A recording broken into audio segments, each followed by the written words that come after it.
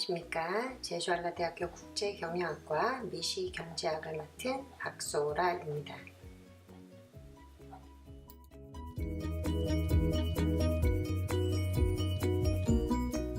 이번 강의는 외부 효과에 대해서 이야기해 볼 텐데요. 첫 번째로 외부 효과에 대한 정의를 내릴 것이고, 외부 효과에서 시장 실패는 왜 일어나는지, 그리고 긍정적 외부 효과와 부정적 외부 효과에 대해서 자세히 알아보고요. 부정적 외부 효과의 예시를 보고 긍정적 외부 효과를 예시를 볼 것입니다. 그리고 마지막으로 외부 효과에 대한 방안에 대해서 짧게 논의해 보도록 하는 시간이 되겠습니다.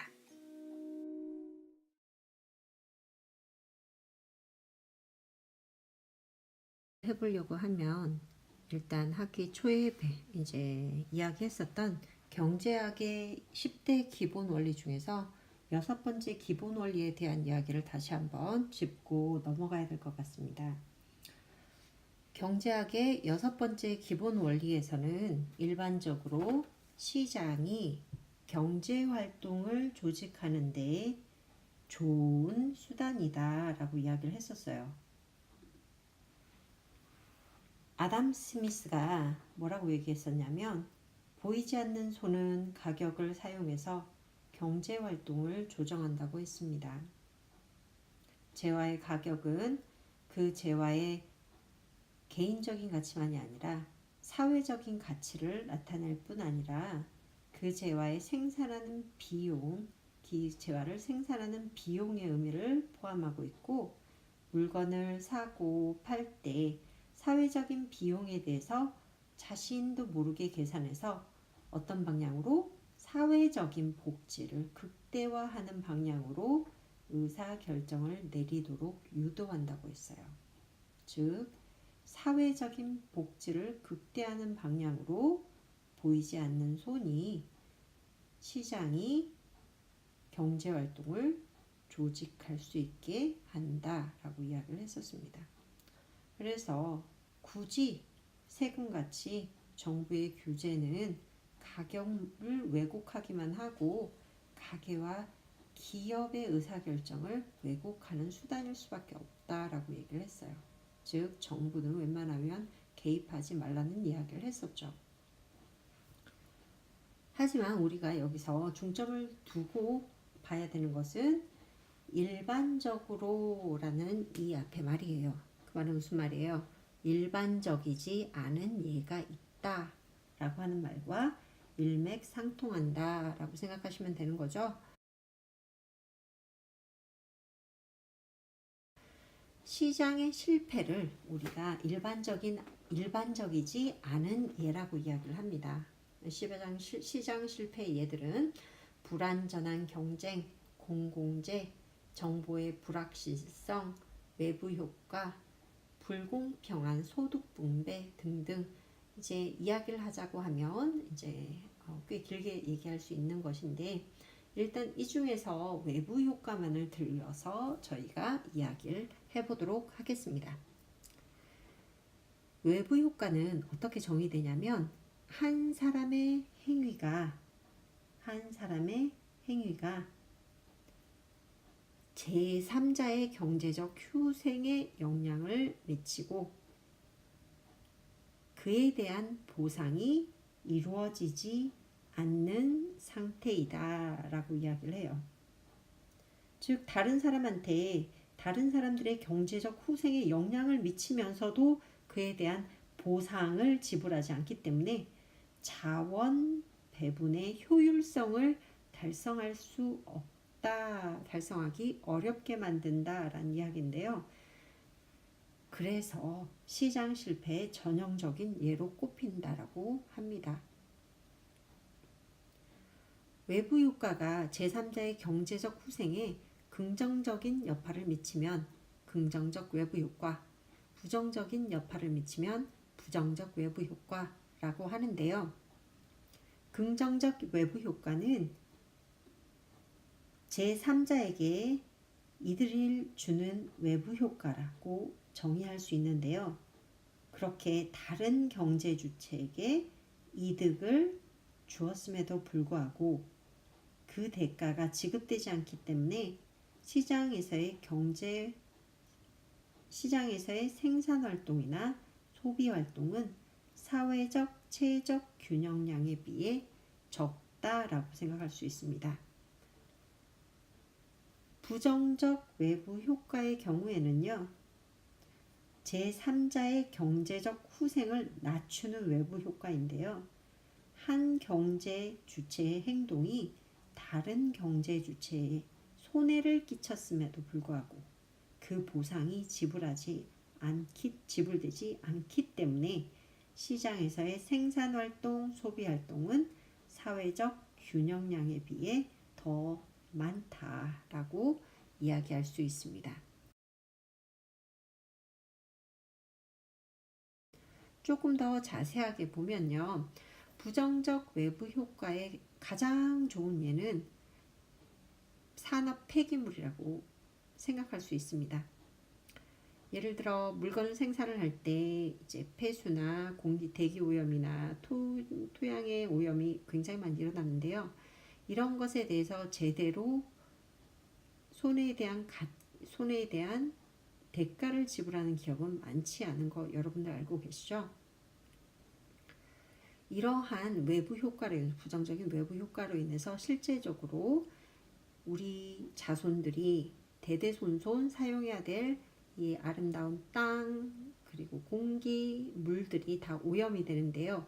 이것에 대한 가치는 정말 어마어마할 것입니다. 하지만 실제적으로 기업들이 환경오염의 대가로 치르는 금액은 굉장히 미미하다고 할 수 있어요. 그죠? 이런 부정적인 외부 효과가 어떻게 시장의 비효율성을 보여줄 수 있는지를 알루미늄 시장을 예로 들어서 한번 살펴보도록 하겠습니다. X축은 알루미늄의 수량, Y축은 알루미늄의 가격을 보여주고 있고요. 공급 곡선은 우상향하는 곡선이죠. 만약에 공급 곡선이 보이지 않는 손에서 경제활동을 잘 조직하기 위해서 사회적 비용과 사회적 복지를 감안한 재화의 가격이 매겨져서 사회적 비용을 잘 보여주고 있다면 생산자의 사적 비용만이 아니라 제3자의 비용까지도 포함을 해야 하죠. 하지만 우리가 지금까지 배운 거는 공급 곡선은 생산자의 사적인 비용만을 이야기를 해왔고요. 수요 곡선 같은 경우에는 역시 사회적인 가치를 보여주기보다는 사적인 가치만을 보여주고 있죠. 그래서 균형점이 형성이 되는데요. 이 균형에서 알루미늄 수량이 결정이 되는 거죠. 그리고 알루미늄의 가격이 결정이 되고요.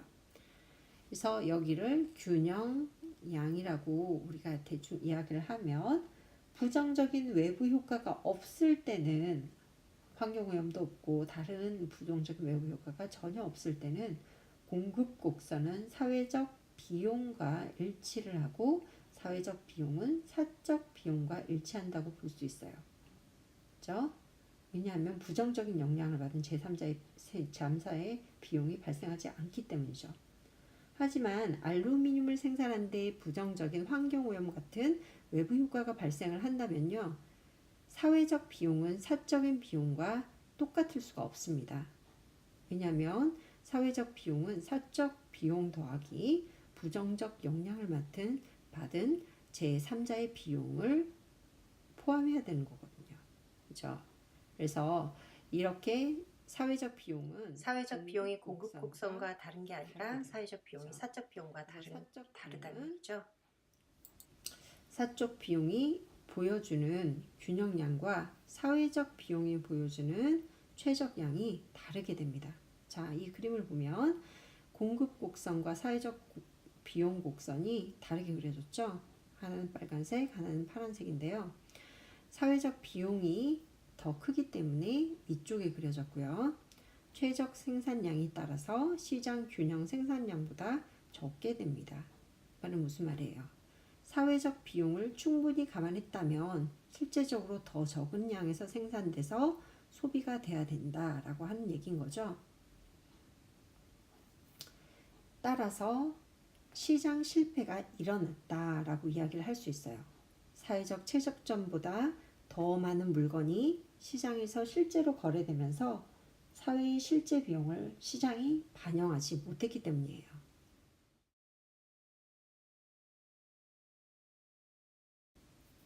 이러한 시장의 실패를 바로잡기 위해서 정부가 개입이 됩니다. 그렇죠? 경제학의 기본 원칙 6번째를 외부해서 시장의 실패를 바로잡기 위해서 정부가 개입이 되는데요.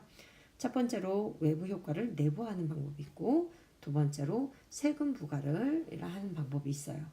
그래서 외부 효과의 내부화라고 한다면 이제 유인 구조를 만들거나 유인 구조를 변화시켜 가지고 외부 효과를 의사결정에서 감안하도록 만드는 방법인데요. 보통 많이 예로 들 수 있는 게 이제 좋은 예는 환경오염에 대해서 굉장히 많은 교육을 시켜서 학교나 뭐 이렇게 지자체에서 많은 교육을 시키면 어떤 현상이 발생하냐면 물건을 생산하는 사람들도 이왕이면 그렇죠? 이왕이면 환경오염이 적게 일어나는 방향에서 생산을 할 것이고 소비하는 사람들 역시 환경오염을 많이 일으키면서 생산된 물건을 더 살려고 하지 않는 경향을 가지게 되겠죠. 그죠? 그래서 의사결정을 할 때, 생산을 하거나 소비를 하는 의사결정을 할 때 이러한 외부 효과를 스스로 경제활동에 참여하는 생산자 소비자가 스스로 감안하도록 만드는 것을 유인구조를 만드는 거나 변화를 시켜서 외부 효과를 내부화시키는 방법이라고 할 수 있습니다. 두 번째 방법, 세금 부과는 외부 비용을 세금으로 직접 부담하는 방법인데요. 조세의 귀착 기억나시죠? 그렇죠? 그래서 세금이 생산자한테 부여가 되든 소비자한테 부여가 되든 결국 생산자 소비자가 둘 다 그 세금을 나눠서 이제 부담을 하게 되는데요. 생산량 결정 시 오염의 외부 비용을 고려할 수밖에 없죠. 생산자는 또 마찬가지로 시장 가격이 세금을 반영하므로 소비자도 그것에 대한 영향을 받습니다.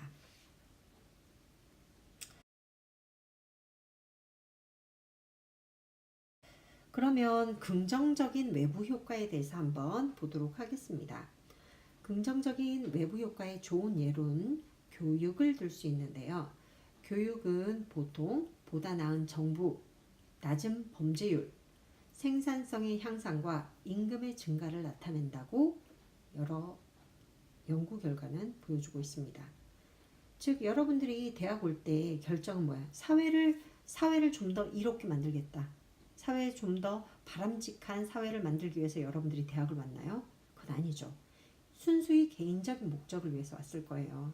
여러분들이 부모님을 기쁘게 해주거나 아니면 본인 자체도 대학생을 한번 즐겨보고 싶거나 이런 사적인 가치 때문에 대학을 왔지만 실제적으로 여러분들의 사적인 가치 이상의 사회적인 가치가 생성이 되죠. 그죠? 이제 보다 나은 정부, 낮은 범죄율, 생산성, 임금 증가는 여러분만이 누리는 게 아니라 대학을 가지 않은 사람들 아니면 갈 수 없는 사람들조차 다 같이 누릴 수 있는 거죠. 즉 사회적인 가치가 훨씬 더 크게 되겠죠.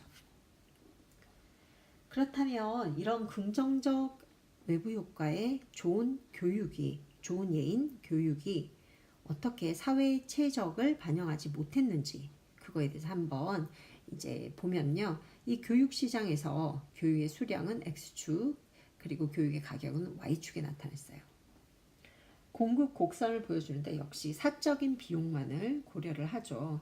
그리고 수요 곡선 역시 사회적인 가치가 아닌 사적 가치만을 보여줘요. 그래서 공급과 수요의 균형점에서 소비가 일어나고 이제 판매가 일어나는 거죠. 그죠? 이게 판매량이고 소비량인 거예요. 균형점이.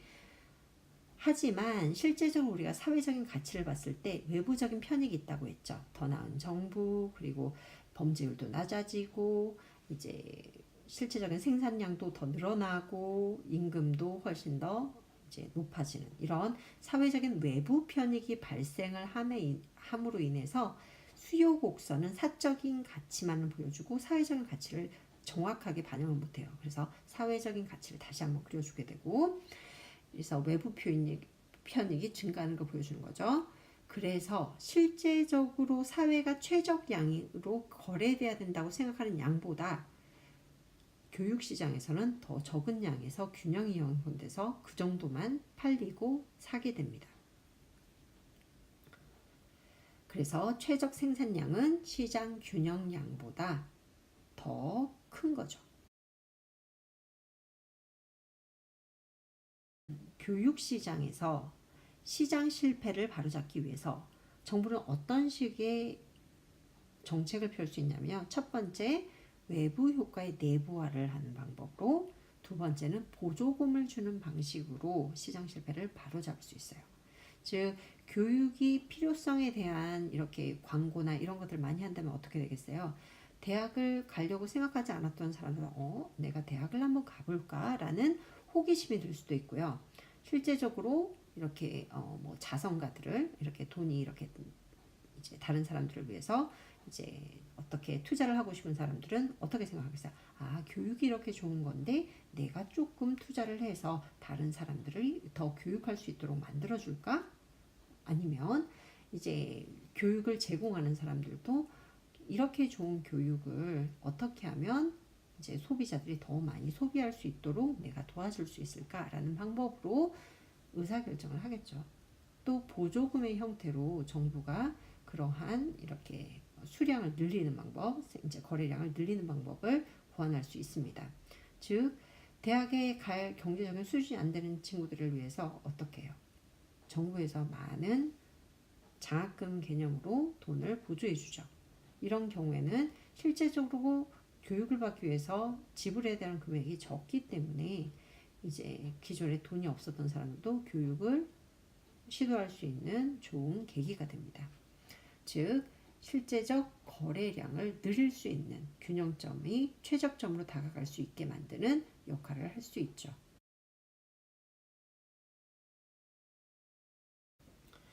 정리해 보면은 부정적 외부 효과, 긍정적 외부 효과를 정리를 해보면, 공급 곡선 위에 사회적 비용 곡선이 있고 수요 곡선 위에 사회적 가치 곡선을 그리게 돼요. 이걸로 인해서 어떤 걸 볼 수 있냐면, 부정적 외부 효과는 최적량보다 더 많이 거래가 됩니다. 실질적인 시장에서 더 많이 거래해요. 나쁜 걸 더 하고 싶어하는 그런 경향을 보여주는 거 있죠. 그리고 긍정적인 외부 효과는 실제적으로 더 이루어져야 되는데 덜 이루어지고 있어요. 여러분들이 이건 좋은 건 알지만 실질적으로 덜 하는 경우가 많죠. 예를 들면 야채를 많이 먹어야 된다, 야채를 많이 먹어야 한다 하지만 야채는 맛이 없어요. 고기가 더 맛있어요. 그래서 덜 먹는 경향을 보여주는 경우도 많죠. 그래서 실제적으로 이제 균형점이 최적점보다 적은 경우가 많습니다. 적습니다. 긍정적 외부 효과는. 그래서 부정적 외부 효과를 계산하기 위해서 정부는 세금 부과의 방법을 택해서 계산하려고 노력을 하고요. 그리고 긍정적인 외부 효과를 계산하기 위해서 그렇죠? 정부는 보조금의 형태로 인해서 이제 그 균형량이 최종량에 근접할 수 있도록 도와주려고 합니다.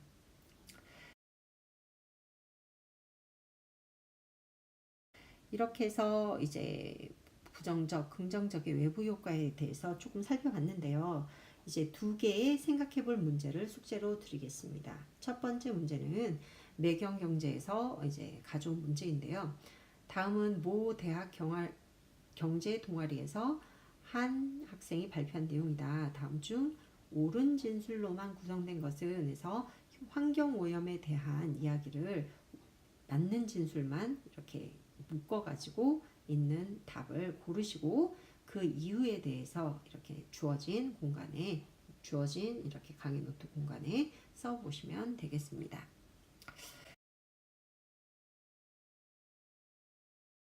두 번째 생각해 볼 문제는 동영상을 보고 여러분들이 한번 생각을 정리해 볼 문제예요. 그래서 미세먼지가 중국 발인이 우리나라에서 발생할 것이니 논란이 굉장히 많았죠. 그죠? 그거에 대한 뉴스 동영상입니다. 그래서 외부 효과의 정의를 들어서 미세먼지가 우리나라가 제3자가 되는 부정적인 외부 효과인지, 아니면 우리나라의 산업화에 대한 나라 전체의 생산자로서의 비용인지에 대한 여러분들의 의견을 한번 이야기해보는 시간이 됐으면 좋겠습니다. 또 미세먼지에 대한 정책은 어떻게 마련될 수 있는지 이 얘기도 같이 끼워서 300장 정도로 이제 정리를 해가지고 이제 숙제로 제출을 하시면 되겠습니다.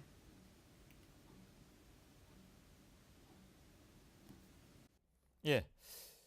지난해 환경부와 미국 항공우주국 나사가 공동으로 한반도 상공의 미세먼지 상태에 대한 연구 시작해서 관심을 모았고 저희들도 그 내용을 상세히 보도해드린 바가 있습니다. 오늘 그 중간 결과가 공개가 됐습니다. 중국 쪽에서 불어오는 바람이 거의 사라진 초여름에 조사를 했는데도 불구하고 중국발 미세먼지의 영향이 34%나 되는 것으로 나타났습니다. 그러니까 한창 넘어올 때는 훨씬 더 높은 퍼센티지를 나타낸다는 얘기죠. 먼저 박소연 기자가 자세히 설명을 해드리겠습니다. 국립환경과학원은 아시아 최초로 미국 항공우주국 나사와 함께 지난해 5월과 6월 한반도 대기오염 특성을 조사했습니다. 이번 연구에는 나사의 관측용 비행기가 한반도 전역을 비행하며 측정한 결과를 지상 관측 결과와 종합해 평가한 겁니다. 이때는 편서풍이 적게 불어 중국발 미세먼지 영향이 적은 시기인데요.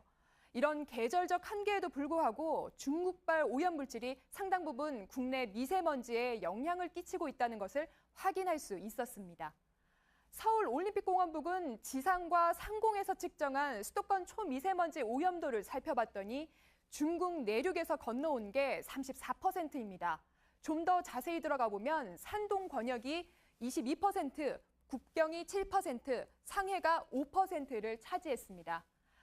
특히 2차 미세먼지 발생의 요인인 황산화물의 경우 70% 이상이 중국 4개 권역에서 날아온 것으로 확인됐습니다.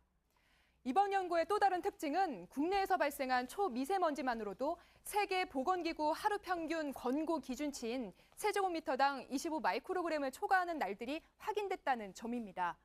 관측된 초미세먼지 가운데 배출원에서 직접 나오는 1차 미세먼지는 25%에 불과했지만 기체 상태로 배출된 오염 물질들이 광화학 반응을 거쳐 만들어지는 2차 미세먼지가 75%를 차지하고 있습니다. 이렇게 2차 미세먼지를 만드는 원인 물질이 휘발성 유기 화합물과 질소 및 황산화물인데 주로 자동차나 발전소 배기가스에 많습니다. 특히 서해안 석탄 화력발전소의 영향이 컸습니다. 이곳에서 배출된 질소 산화물이 이렇게 인근 지역뿐만 아니라 폭넓게 영향을 끼치고 있는 걸 볼 수 있습니다. 특히 수도권 남부 지역의 대기 오염에 우려할 만한 영향을 주고 있는 것으로 나타났습니다. 이번 연구의 최종 결과는 2019년쯤 나올 예정입니다. 나사와 공동으로 진행한 실증 연구인 만큼 미세먼지 문제와 관련한 대중국 외교 협상 카드로 활용될 수 있을 것으로 기대됩니다. JTBC 박소연입니다. 이번 시간은 외부 효과에 대해서 살펴보았습니다.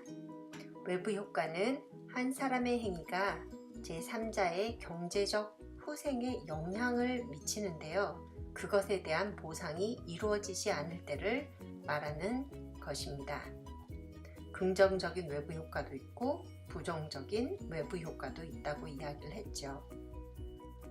이렇게 외부 효과는 일반적으로 시장이 경제 활동을 조직하는 데는 좋은 수단이지만 항상 그렇지는 않다는 것을 보여주는 시장 실패의 예인데요. 이러한 시장 실패를 바로잡기 위해서는 다양한 방법이 쓸 수 있습니다. 저희가 이번 시간에 바라볼 때는 외부 효과의 내부화나 세금 부과 아니면 보조금을 지급하는 방식으로 정부가 시장 실패를 바로잡기 위해 노력할 수 있다는 이야기를 했는데요. 저희가 외부 효과를 두 번째로 다루는 다음 강의에서는 어떻게 시장 실패를 바로잡을 수 있는지 정부에서 그리고 민간에서의 입장을 한번 자세히 살펴보도록 하겠습니다. 수고 많으셨습니다.